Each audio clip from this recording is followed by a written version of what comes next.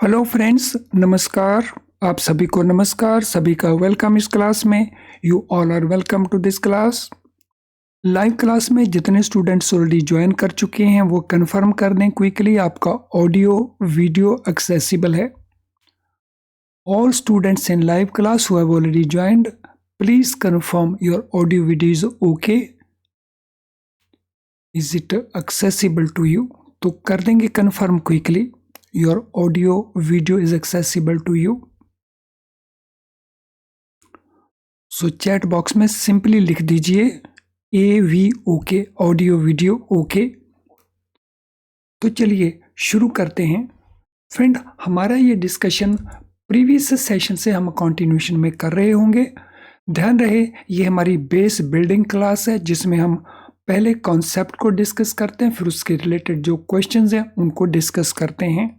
Module A का जो chapter 4 है, लेटर ऑफ क्रेडिट, ये एक बहुत इंपॉर्टेंट चैप्टर है। यहाँ से लगातार क्वेश्चंस पूछे जाते हैं। तो चलिए अब हम अगला कॉन्सेप्ट डिस्कस करते हैं। इररेवोकेबल कंफर्म्ड लेटर ऑफ क्रेडिट एक ऐसा लेटर ऑफ क्रेडिट जिसमें ये दोनों ही फीचर्स हैं। इररेवोकेबल का भी फीचर है और कंफर्मेशन का भी फीचर है। तो चलिए देखें ये एलसी क्या है। It is an LC which has been confirmed by the bank other than the issuing bank. ये वो लेटर ऑफ क्रेडिट है जिसको कन्फर्म कर दिया है। किसने कन्फर्म कर दिया है? कि एक और बैंक ने जो इश्यूइंग बैंक नहीं है। तो कन्फर्म करना means it is just equal to giving guarantee for payment. ये पेमेंट की गारंटी के बराबर रहता है।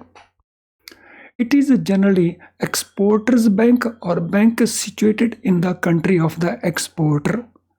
आमतौर के ऊपर ये बैंक एक्सपोर्टर का बैंक है, सेलर का बैंक है।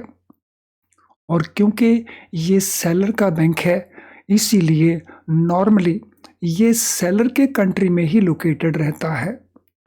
तो या तो ये सेलर का बैंक है या ये सेलर के कंट्री में लोकेटेड है जिसको सेलर अच्छी तरह से recognize करता है।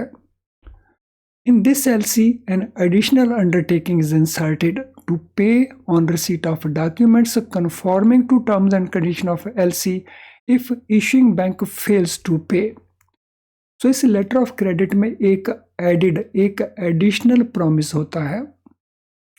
और ये प्रॉमिस कौन देता है? ये प्रॉमिस देता है कन्फर्मिंग बैंक। सो कन्फर्मिंग बैंक के द्वारा ये एडिशनल प्रॉमिस है। अंडरटेकिंग क्या है? कि कन्फर्मिंग बैंक पे करेगा अगर डॉक्यूमेंटेड प्रॉपरली आए according to letter of credit terms and conditions. उस केस में अगर इशूइंग बैंक फेल हो जाता है पे करने में, तो अगर डॉक्यूमेंट हैं proper according to terms of letter of credit और इशूइंग बैंक पेमेंट नहीं कर पाता, तो उस केस में डॉक्यूमेंट मिलते ही ये बैंक पे करेगा। तो ये एडिशनल अंडरटेकिंग देता है कन्फर्मिंग बैंक। तो इस एलसी को हम कहते हैं confirmed letter of credit. Confirming bank can also be advising bank. अब कन्फर्मिंग बैंक कौन सा बैंक हो सकता है? तो जैसा हमने यहाँ पे नोट किया, ये बैंक नॉर्मली एक्सपोर्टर के कंट्री में लोकेटेड होगा और ये एडवाइजिंग बैंक भी हो सकता है। Which on receipt of request from issuing bank takes this additional responsibility. अब इसमें एक पार्ट और आ गया, जो कंफर्मेशन ऐड किया जाता है कंफर्मिंग बैंक के द्वारा, वो किसकी रिक्वेस्ट के ऊपर इशू किया जाता है? तो that is on request from the issuing bank. Issue करने वाला बैंक ये रिक्वेस्ट देता है कन्फर्मिंग बैंक को और फिर कन्फर्मिंग बैंक ये एडिशनल रिस्पॉन्सिबिलिटी अंडरटेक करता है। Confirming bank has to inform issuing bank if it does not agree to add its confirmation, and it has no obligation to add confirmation to the amendments issued thereafter। जो confirming bank है वो issuing bank ने अगर request किया है कि आप अपनी कन्फर्मेशन ऐड कर दीजिए, तो ये ज़रूरी नहीं है कि वो एक्सेप्ट करे। तो it may not agree for adding that confirmation. So क्योंकि confirmation ऐड करना मीन्स एडिशनल रिस्पॉन्सिबिलिटी लेना, गारंटी देना, इसीलिए कन्फर्मिंग बैंक का ये डिस्क्रिशन है कि उसकी कमर्शियल जजमेंट में ये गारंटी देनी चाहिए, ये कन्फर्मेशन ऐड करना चाहिए या नहीं ऐड करना चाहिए। तो जैसे मैंने कहा, there is no obligation to add this confirmation, तो ये कन्फर्मेशन देना कोई ऑब्लिगेटरी नहीं है। और इसी प्रकार से अगर एलसी में अमेंडमेंट किया जाता है तो उस अमेंडमेंट के लिए भी वो कन्फर्मेशन दे, तो ये भी ऑब्लिगेटरी नहीं है। यानी ये एंटायरली कन्फर्मिंग बैंक का डिस्क्रिशन है कि वो कन्फर्मेशन ऐड करता है या कन्फर्मेशन ऐड नहीं करता। Confirming bank looks into various risks involved and takes a decision to add its confirmation. तो confirming बैंक जब भी ये confirmation ऐड करता है, क्योंकि इसमें क्रेडिट रिस्क इन्वॉल्व है, तो confirming बैंक इसमें वो सभी एस्पेक्ट्स को देखता है जो एक नॉर्मल क्रेडिट प्रपोजल में देखे जाएंगे, और उसके बाद ही वो डिसीजन लेता है कि confirmation दिया जाए या confirmation नहीं दिया जाए। तो कितने सारे एस्पेक्ट हैं कंफर्म्ड लेटर ऑफ क्रेडिट के अंदर। आई होप कि इनको आपने अच्छे से अंडरस्टैंड कर लिया है। Confirming bank steps into the shoes of issuing bank and performs all functions of issuing bank. अगर इशूइंग बैंक फेल हो जाता है टू मेक द पेमेंट, तो वर्चुअली हम कह सकते हैं कि इशूइंग बैंक के जो रोल है वो रोल कौन सा बैंक प्ले करेगा, कंफर्मिंग बैंक उस रोल को प्ले करेगा। Steps into shoes means the role which was to perform by issuing bank, now this role will be perform by the confirming bank. अब हम बात करते हैं ट्रांसफरेबल एलसीज क्या होते हैं। What is a transferable LC? A transferable LC is available for transfer in full or in part in favor of any party called second beneficiary other than the beneficiary by advising bank at request of the issuing bank. तो जो transferable LC हैं उसके feature इस statement में दिए हुए हैं। क्या फीचर हैं? So it is available for transfer, इसको पूरे के पूरे को ट्रांसफ़र किया जा सकता है, इसको पार्ट में ट्रांसफ़र किया जा सकता है। किसकी फेवर में इसको ट्रांसफ़र किया जाएगा? एनी पार्टी जिसको हम कहेंगे second beneficiary other than original beneficiary. और ये ट्रांसफ़र कौन करता है? एडवाइजिंग बैंक ये ट्रांसफ़र करता है। किसकी इंस्ट्रक्शन के ऊपर? इशूइंग बैंक की इंस्ट्रक्शन के ऊपर। सो अगर किसी लेटर ऑफ क्रेडिट के अंदर इशूइंग बैंक ने एडवाइजिंग बैंक को ये डायरेक्शन दिया है कि ये एलसी ओरिजिनल बेनिफिशियरी के अलावा पूरे का पूरा या इन पार्ट किसी और पार्टी की फेवर में ट्रांसफ़र कर दिया जाए, तो फिर एडवाइजिंग बैंक उसको दूसरी पार्टीज की फेवर में ट्रांसफ़र करेगा, तो उस एलसी को हम कहते हैं transferable. There can be more than one second beneficiaries and the LC can be split and transferred in favor of more than one second beneficiaries. तो यहाँ पे केवल ये फीचर नहीं है कि इसको फुल अमाउंट या इसका पार्ट अमाउंट ट्रांसफ़र हो सकता है। जो सेकंड बेनिफिशियरीज को ट्रांसफ़र किया जाएगा वो बेनिफिशियरी सेकंड एक से ज़्यादा भी हो सकते हैं। फॉर एग्जांपल, अगर ये 20 लाख रुपीस का एलसी है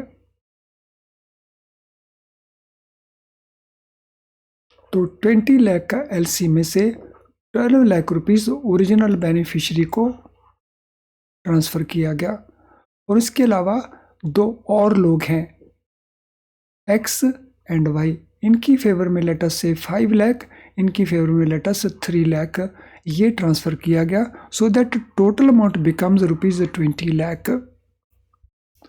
Such second beneficiary cannot further transfer the LC in favor of another party. So beneficiary ने इस LC को ट्रांसफ़र करवा दिया in favour of X and Y, क्योंकि बेनिफिशियरी ने इनसे गुड्स परचेज करनी होंगी। लेकिन एक्स या वाई जो इनको ट्रांसफर अमाउंट हुआ है, इसको और किसी पार्टी को ट्रांसफर नहीं कर सकते। तो सच सेकंड बेनिफिशियरी यानी ओरिजिनल बेनिफिशियरी वो एडवाइजिंग बैंक को रिक्वेस्ट कर सकता है for transfer in favour of other parties, लेकिन other parties second beneficiaries, so they cannot get it transferred further. To be transferable, a credit must specifically be made transferable. अगर LC को transferable बनाना है तो specifically mention करना पड़ेगा LC के ऊपर कि ये letter of credit transferable letter of credit है। तो आई होप ट्रांसफरेबल एलसी को लेकर के ये सारे के सारे एस्पेक्ट हमें क्लियर हो चुके होंगे।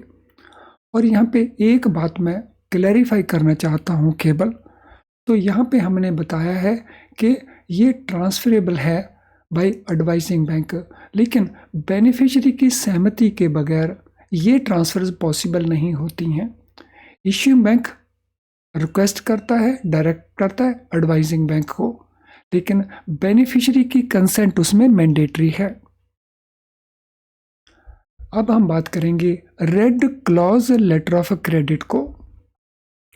एक्सपोर्टर और seller can request an advance amount to be drawn under letter of credit stipulated in terms and condition of LC from nominated bank, negotiating bank indicated in the LC और any other bank with whom credit is available. तो इसको हम अच्छे से understand कर लेते हैं। Letter of credit के अंदर जो बेनिफिशियरी है उसको पैसा कब मिलता है? उसको पैसा मिलता है when documents are submitted to nominated bank. Document submit किए बगैर उसको पैसा नहीं मिलता है। लेकिन एलसी में अगर ये प्रोविजन कर दिया जाए कि उसको उन डॉक्यूमेंट के अगेंस्ट डॉक्यूमेंट आने से पहले ही अगर उसको कुछ एडवांस मिल जाए तो वो एडवांस को ड्रॉ कर सके। किससे? नॉमिनेटेड बैंक से या नेगोशिएटिंग बैंक से या किसी भी और बैंक से अकॉर्डिंग टू द एलसी। तो उस एलसी को हम कहते हैं रेड क्लॉज एलसी। यानी रेड क्लॉज एलसी में एक्सपोर्टर को सेलर को कुछ पेमेंट का पार्ट एडवांस में अवेलेबल हो जाता है। This advance is to finance manufacture or purchase of goods to be delivered under letter of credit। ये जो एडवांस मिलेगा एक्सपोर्टर को, तो ये एडवांस वो कहाँ यूज़ करेगा? गुड्स को मैन्युफैक्चर करने के लिए या गुड्स को परचेज करने के लिए जो एलसी में डिलीवर करनी है बायर को। The advance is paid against receipt. तो ये एडवांस जब उसको मिलेगा तो उसके लिए रिसीट ली जाएगी और एक रिटन अंडरटेकिंग ली जाएगी फ्रॉम द सेलर कि वो सब्सिक्वेंटली ट्रांसपोर्टेशन डॉक्यूमेंट एलसी के एक्सपायर होने से पहले पहले डिलीवर करेगा टू द नॉमिनेटेड बैंक। तो यहाँ पे वो एक प्रॉमिस करेगा, एक अंडरटेकिंग देगा और जो एडवांस लिया उसकी रिसीट भी प्रोवाइड करेगा। Red clause LC can provide beneficiary with credit that may not otherwise be available locally or with cheaper financing by having funds advanced by the issuing bank। तो red clause LC के अंदर ये provision रहता है beneficiary के लिए कि beneficiary को क्रेडिट मिल जाएगा जो अदरवाइज लोकली उसको अवेलेबल ना हो। और ये क्रेडिट किसके लिए है? फॉर मैन्युफैक्चरिंग द गुड्स और purchasing the goods for supplying the goods to the importer. और ये फाइनेंस नॉर्मली चीपर रहता है। The funds advance will be adjusted by negotiating bank. So ये जो एडवांस लिया जाएगा against this LC for manufacture और परचेज ऑफ गुड्स, तो ये एडवांस एडजस्ट कैसे होगा? तो ये एडजस्ट किया जाएगा बाय द नेगोशिएटिंग बैंक जब वो डॉक्यूमेंट को नेगोशिएट कर रहा होगा। So when documents are presented and goods are shipped by the exporter. यानी अगर वो 20 लाख का एलसी है और 20 लाख की वैल्यू के डॉक्यूमेंट बने हैं उसने अगर पहले 8 लाख रुपए का एडवांस ले रखा है तो उसको 12 लाख रुपीस और पे कर देगा नॉमिनेटेड बैंक, और रुपीस 8 लाख वो यूज करेगा for adjustment of the funds already advanced to the beneficiary. तो आई एम श्योर ये पूरी की पूरी ट्रांजैक्शन को हमने ठीक से अंडरस्टैंड कर लिया होगा, और अगर ऐसा है तो थोड़ा सा फीडबैक मुझे दे दीजिए कि रेड क्लॉज एलसी को आपने बहुत अच्छे से अंडरस्टैंड कर लिया है। और ये कंफर्मेशन आप दे सकते हैं मुझे इस वीडियो के कमेंट बॉक्स के अंदर, क्योंकि आपकी इन कमेंट्स को रीड करके और बहुत सारे स्टूडेंट्स हैं जो इस वीडियो को वॉच करना पसंद करेंगे। In case exporter after taking advance does not fulfill the obligation of export, ऐसा हो सकता है एक्सपोर्टर ने एडवांस ले लिया अकॉर्डिंग टू पैराग्राफ नंबर 1, लेकिन वो एडवांस लेने के बाद एक्सपोर्ट नहीं करता उन गुड्स को, या वो आता ही नहीं है डॉक्यूमेंट को सबमिट करने के लिए, तो उस केस में ये रिस्क किसको बियर करना होगा? तो ये रिस्क बियर करना होगा इश्यूइंग बैंक को। So the bank which had issued this letter of credit, यानी issuing bank red clause letter of credit के अंदर एक एडिशनल रिस्क ले रहा होता है। तो this additional risk is undertaken by the issuing bank, hence issuing bank की वो लायबिलिटी होगी, उसका वो लॉस होगा in case exporter does not submit the documents. Friend, इससे पहले कि हम अगले पार्ट को कवर करें, this is important information for you. If live class enough to pass the exam, answer is no, it is not enough. क्योंकि pass करने के लिए एग्जाम को हमें फुल सिलेबस को कवर करना पड़ता है, लेकिन इसका मतलब ये नहीं कि इस क्लास की कोई इंपॉर्टेंस नहीं। So this class is very very useful to improve your score. अगर आप अपना स्कोर 40 के ऊपर रुक जाते हैं, 41 के ऊपर रुक जाते हैं, तो उन केसेस में ये आपके स्कोर को ये क्लासेस 50 के पार करवा सकती हैं। इसीलिए इन क्लासेस को आप मिस मत करें, लेकिन फुल सिलेबस की प्रेपरेशन करें। और फुल सिलेबस की प्रेपरेशन अगर आप IIBF बुक्स को यूज करके कर रहे हैं तो उसमें कुछ इश्यूज हो सकते हैं। Issue number 1, difficult to understand. इन बुक्स में जो कुछ लिखा गया है, जैसे लिखा गया उसको अंडरस्टैंड करने में आपको डिफिकल्टी आती है। आप फिर याद करते हैं, फिर भूल जाते हैं, और इससे आपका लॉट ऑफ टाइम भी कंज्यूम हो जाता है। और इन बुक्स में क्वेश्चंस तो दिए हैं हर चैप्टर के एंड के ऊपर, but very few questions given हैं, तो जिससे आपकी प्रॉपर प्रेपरेशन नहीं हो पाती। और जहाँ तक केस स्टडीज़ की बात है, CIB के एग्ज़ाम में केस स्टडीज़ का बहुत इम्पोर्टेंट रोल होता है, और इन बुक्स में आपको केस स्टडीज़ तो बहुत रेयरली मिलेंगे। तो इसका सॉल्यूशन क्या है? इसका सॉल्यूशन है हमारे best quality very low priced video lessons. इन वीडियो लेसन में जो हम कॉन्सेप्ट आपको समझाते हैं वो बहुत आसान करके समझाते हैं, जिससे आप उन कॉन्सेप्ट को बहुत क्विकली अंडरस्टैंड कर जाते हैं, तो जिससे आपकी ये दोनों ही इश्यूज सॉल्व हो जाते हैं, और फिर आप पूरे सिलेबस को भी कवर कर पाते हैं। हमारे क्वेश्चन बैंक में आपको बहुत सारे मल्टी चॉइस क्वेश्चंस मिलेंगे, जिससे आपकी प्रॉपर प्रैक्टिस हो जाएगी। हमारे केस स्टडी के पैकेज में आपको बहुत सारी केस स्टडीज़ मिल जाएंगी, जिससे आपका केस स्टडीज़ का इशू भी सॉल्व हो जाएगा। तो इनको यूज़ करने के लिए आपको यूज़ करना होगा हमारी ऐप को। सो हमारी ऐप को यूज़ करें, जिनमें all these facilities are available. इसके अलावा ये फैसिलिटी हमारी वेबसाइट के थ्रू भी अवेलेबल है, तो हमारी वेबसाइट को लॉग इन करके इसके कोर्सेज पेज में जाइए और इन फैसिलिटीज़ को अवेल करें। अब हम बात करेंगे जो कुछ हमने डिस्कस किया उससे रिलेटेड क्वेश्चंस को। तो चलिए डिस्कस करते हैं क्वेश्चंस को।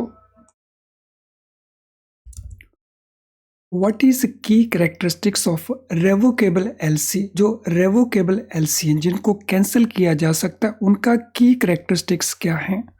First, it requires consent from all parties for cancellation, it can not be amended, it is not issued and accepted. The issuing bank is not liable for compensation if documents are taken up. तो इनमें से कौन सा statement आपको लगता है कि वो करेक्ट स्टेटमेंट है जो एक की करेक्टरिस्टिक्स है रेवोकेबल लेटर ऑफ क्रेडिट का?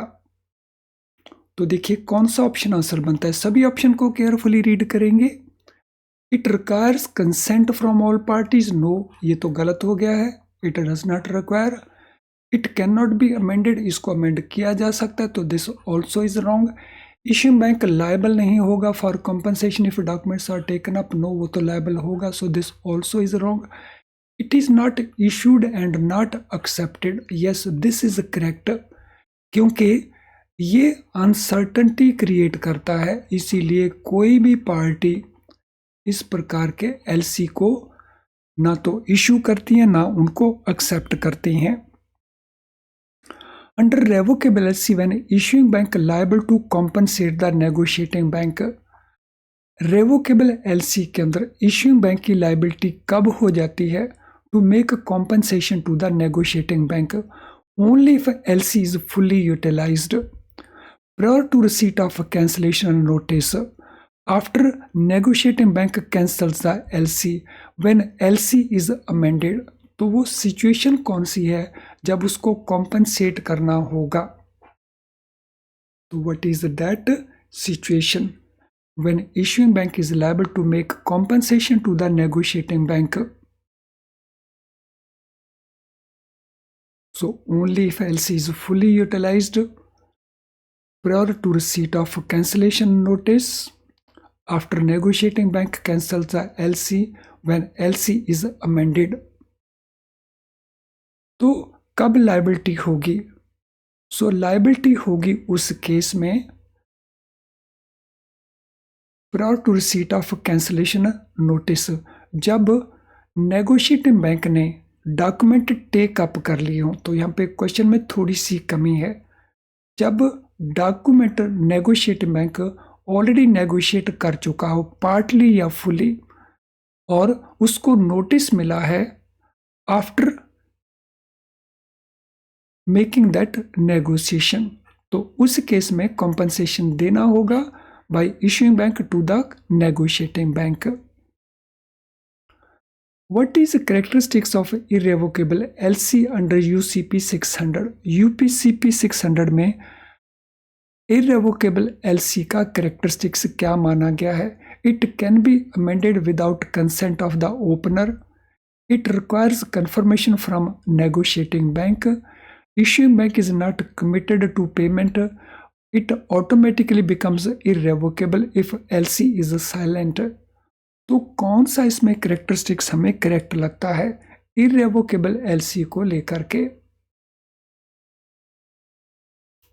तो यस, सभी ऑप्शंस को केयरफुली देखें और फिर आंसर प्रोवाइड करें। Which option appears to be correct? कौन सी ऑप्शन सही लगती है? It can be amended, no, irrevocable है तो अमेंडमेंट नहीं हो सकती without consent, so this is wrong. Requires confirmation from negotiating bank, no, वहां से तो जरूरत ही नहीं है। Issuing bank is not committed, no, issuing bank की तो इसमें फर्म कमिटमेंट रहती है।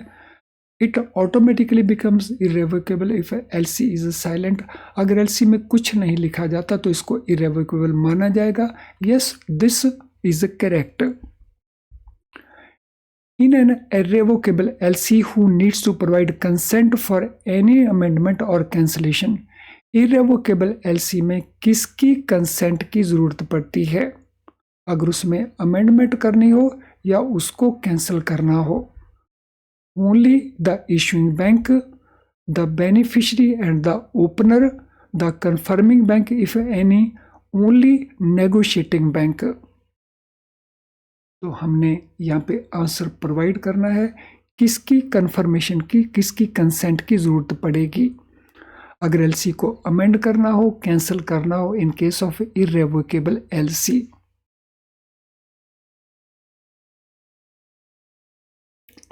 तो whose consent is required? 3 parties की कंसेंट रहती है। बेनिफिशियरी की कंसेंट चाहिए, ओपनर यानी जो बायर है उसकी कंसेंट चाहिए, कन्फर्मिंग बैंक की कंसेंट चाहिए। तो बी एंड सी आंसर्स दोनों मिलकर के हमारा कंप्लीट आंसर बनते हैं। हालांकि आंसर इसमें बी दिया, लेकिन इस बी आंसर को हम एक्सपेंड करेंगे तो it is B and C both, क्योंकि अगर उसमें कोई कन्फर्मिंग बैंक है तो उसे भी कन्फर्म करना होगा, उसे भी कंसेंट देनी होगी। What is the primary commitment of issuing bank in irrevocable LC? Irrevocable LC में primary commitment क्या रहती है issuing bank की? To compensate the beneficiary, to pay or reimburse negotiating bank, to cancel the LC upon request, to amend the LC according to beneficiary's request. तो हमने बताना है primary commitment क्या रहती है इशूइंग बैंक की irrevocable LC के अंदर। Yes, what will be our answer? Question number 5, what shall be our answer? तो इसमें हमारा आंसर रहेगा टू पे और reimburse the negotiating bank. Negotiating bank को पे करना या उसको रीइंबर्समेंट करना, सो ये प्राइमरी कमिटमेंट है। Under UCP 600, what must be mentioned in the body of LC to make it cancelable or amendable?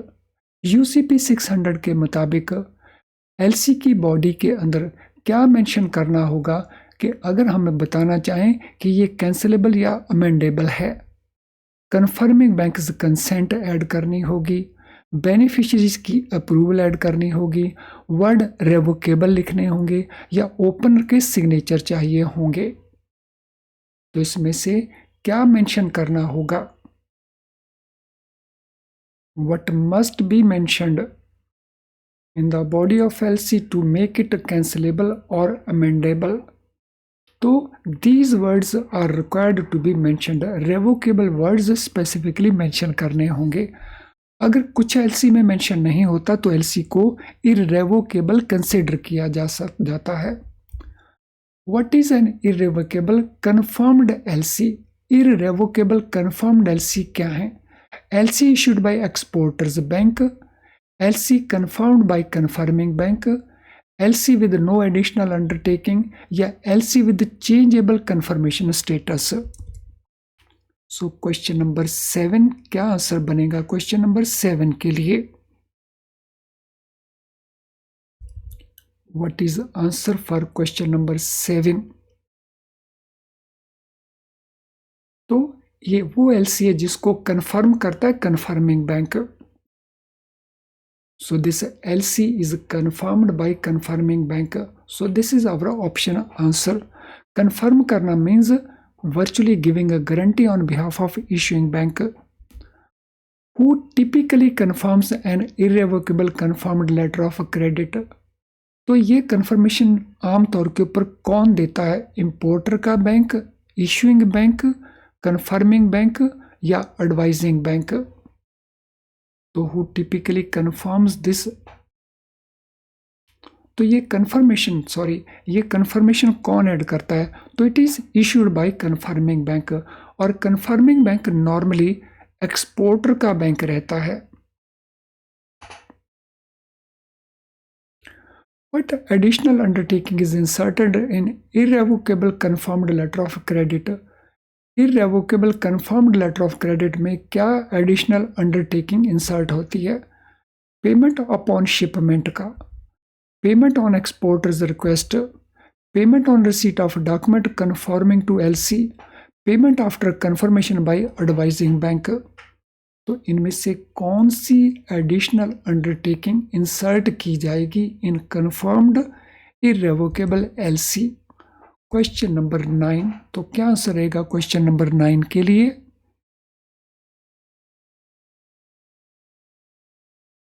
तो आंसर रहेगा payment on receipt of document conforming to LC। जो डॉक्यूमेंट LC के मुताबिक हैं अगर वो आएंगे तभी पेमेंट किया जाएगा। What happens if confirming bank does not agree to add its confirmation to irrevocable LC? तो अगर कन्फर्मिंग बैंक एग्री नहीं करता अपनी कन्फर्मेशन ऐड करने के लिए तो उस केस में क्या हैपन होगा? confirming bank must add. Issuing bank is obliged to find another confirming bank. Confirming bank has no obligation to add this confirmation to subsequent amendment. या confirming bank loses its advising bank status. तो question number 10 के लिए क्या हमारा option answer बनता है? उसको confirmation add करनी ही होगी. No, this is not mandatory. Issuing bank कोई और बैंक तलाश करेगा तो ये भी अप्रोप्रिएट आंसर नहीं बनता. कन्फर्मिंग बैंक का कोई ऑब्लिगेशन नहीं होता टू ऐड कन्फर्मेशन. अगर सब्सिक्वेंटली कोई अमेंडमेंट किया जाता है तो this is a correct one. Confirming bank loses advising bank status, तो ये भी ठीक नहीं है. तो option C is the right answer. Friends, आज के सेशन से रिलेटेड अगर आपका कोई भी क्वेश्चन हो तो आप उसे इस वीडियो के कमेंट बॉक्स में टाइप कर देना, हम उसको वहीं पे सूटेबली आंसर कर देंगे. अगर आपकी कोई जनरल क्वेरी है तो उसके लिए आप हमारे इस ईमेल आईडी के ऊपर अपना मैसेज पोस्ट कर सकते हैं. आज का ये सेशन अगर आपको यूज़फुल नहीं लगा तो डिसलाइक इसे ज़रूर करना, लेकिन अगर आपको ये यूज़फुल लगा, हमने इसमें कई ऐसे एस्पेक्ट डिस्कस किए, तो फिर लाइक करने में संकोच ना करें. अगर हाफ एन आवर से ज़्यादा टाइम आपने इसके ऊपर स्पेंड किया है वॉच करने के लिए, तो कुछ सेकंड्स आपको लगेंगे इसे लाइक करने में, तो इसको लाइक कर दीजिए, क्योंकि आपके लाइक करने से बहुत सारे और स्टूडेंट्स को मौका मिलता है यूट्यूब के थ्रू इसको वॉच करने का. इसके लिंक को आप अपने फ्रेंड्स के साथ शेयर कर सकते हैं. चैनल अगर आपने सब्सक्राइब नहीं किया तो चैनल को ज़रूर सब्सक्राइब कर लें, वो भी बेल आइकन के साथ, ताकि आप हमारी किसी भी क्लास का नोटिफिकेशन मिस ना करें. तो चलिए आज की क्लास को अब हम वाइंड अप करते हैं. Thank you friends and all the very best.